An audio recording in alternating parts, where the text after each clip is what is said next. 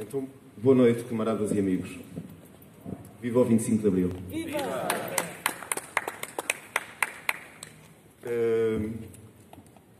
O Filipe já adiantou, não é? O Partido Comunista Português, de certa forma, o Partido Ecologista aos Verdes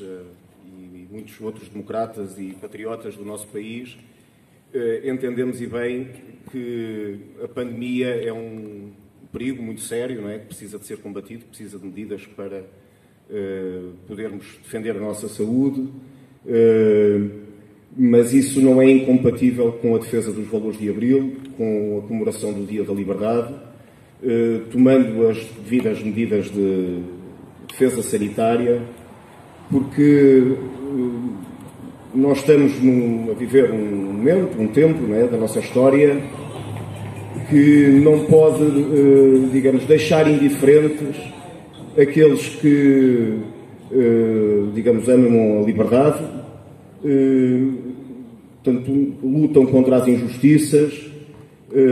e, sobretudo, não aceitam que nos imponham, a pretexto de um vírus, o retrocesso que alguns gostariam de fazer vingar, portanto, no nosso país. Daí que a comemoração do 25 de Abril, que o PCP, a CDU, o Movimento Sindical Unitário, também algumas autarquias estão a fazer por todo o país, é um ato de resistência, naturalmente, mas, sobretudo, um elemento de grande confiança e determinação, porque os valores de Abril estão vivos e tem aqui quem esteja também disposto a lutar por eles. Camaradas, a Revolução de Abril reúne-nos nesta iniciativa de homenagem a esse acontecimento ímpar da secular história da pátria portuguesa, tal como continua a reunir e a congregar com júbilo os portugueses por todo o país, porque o seu significado profundo, os seus valores e os seus ideais não só permanecem na memória e no coração do nosso povo, como são, pela sua atualidade e capacidade mobilizadora,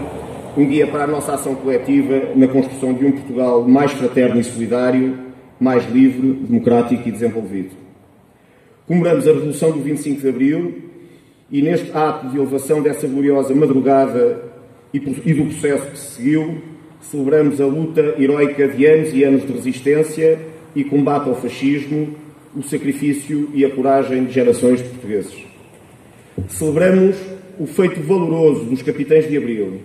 e o levantamento popular que imediatamente irrompeu, que transformou a ação militar libertadora num processo abrindo caminho a uma verdadeira revolução democrática. A Revolução de Abril é património do povo e é património do futuro.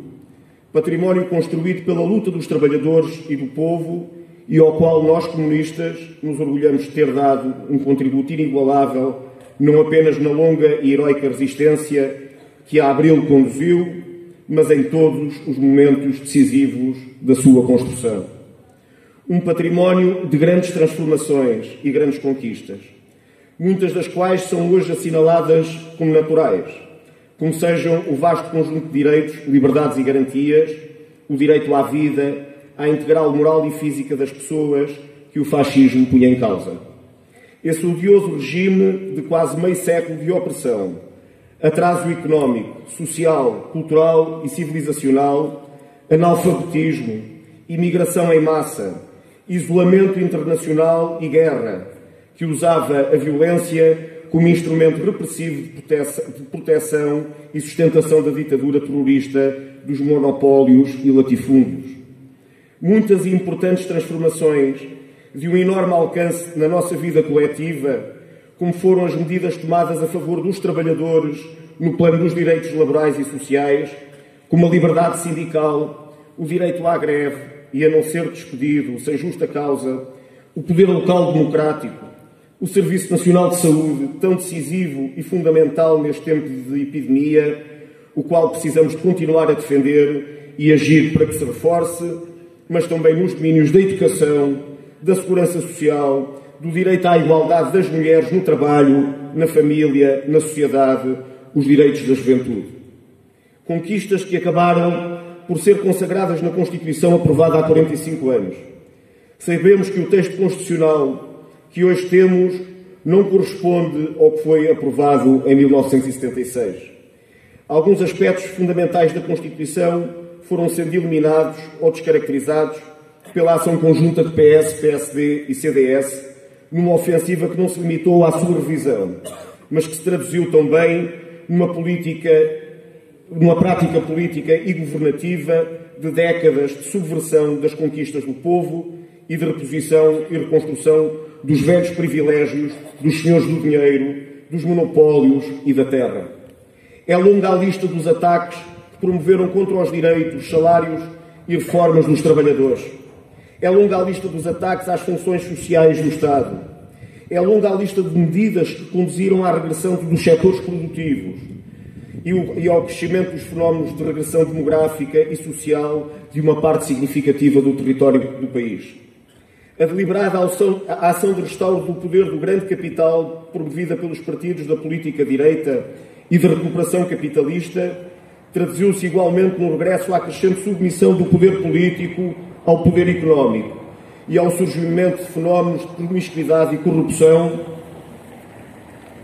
existentes e próprios do fascismo, onde a absoluta fusão entre o poder político fascista e os grandes interesses económicos e financeiros era uma realidade silenciada por uma censura férrea.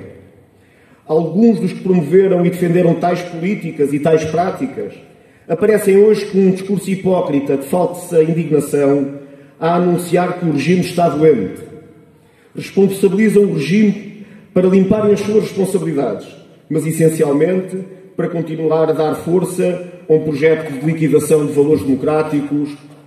que se insere na ofensiva reacionária que está em curso. Os tempos que vivemos, neste momento de comemoração do 47º aniversário da Revolução de Abril, não são tempos fáceis para quem trabalha e para o nosso povo. E é por isso que no momento que se anunciam e fazem promessas de milhões e milhões vindos da União Europeia, mais do que nunca o que se impõe é integrar esses mesmos valores numa estratégia nacional orientada para o desenvolvimento geral do país, mas também para responder aos muitos problemas sociais agravados neste tempo de epidemia, fazendo chegar rapidamente os apoios previstos no Orçamento de Estado para 2021, que o Governo se nega a concretizar. Perante uma situação nacional marcada pela degradação económica e social, onde pesa de forma cada vez mais preocupante o desemprego e a pobreza, de que o Algarve é um exemplo,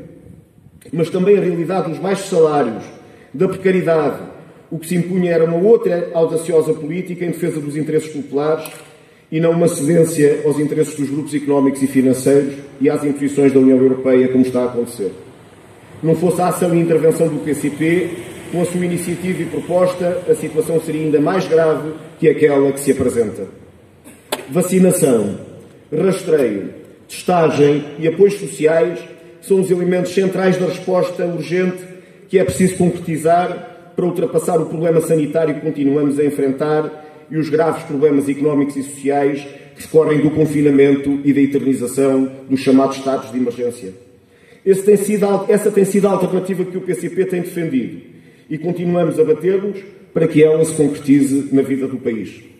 As vacinas são a grande solução para o problema da epidemia no presente e a prazo. Um bem público de interesse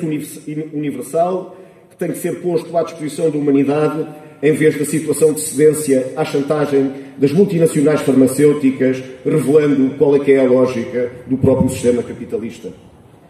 As vacinas, a recuperação dos impactos da epidemia na saúde, na educação, no tecido económico, na cultura, nas entidades públicas e privadas, requer uma resposta audaz que terá de privilegiar o interesse dos trabalhadores, do povo e do país. Resposta que não virá, como nunca veio, nem das imposições, nem dos critérios e orientações da União Europeia. Requer uma política que assegure a valorização do trabalho e dos trabalhadores, dos salários e das reformas, o combate à precariedade, a concretização do objetivo do pleno emprego como elementos centrais da dinamização do mercado interno, para o qual vivem a esmagadora maioria das micro, pequenas e médias empresas e também para prosseguir o desenvolvimento do país. Uma política que dinamiza a produção nacional, substituindo importações por produção nacional e responde a atrasos no plano das infraestruturas e equipamentos, valoriza os serviços públicos, assegura o controle público das empresas e setores estratégicos na energia, na banca, nas telecomunicações.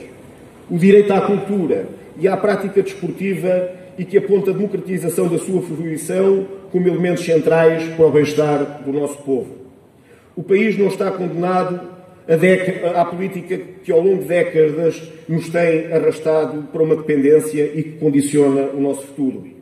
São muitos e importantes os combates de Abril e por Abril que estamos a travar e temos que continuar a travar, desde logo na jornada do 1º de Maio, que se realizará na próxima semana.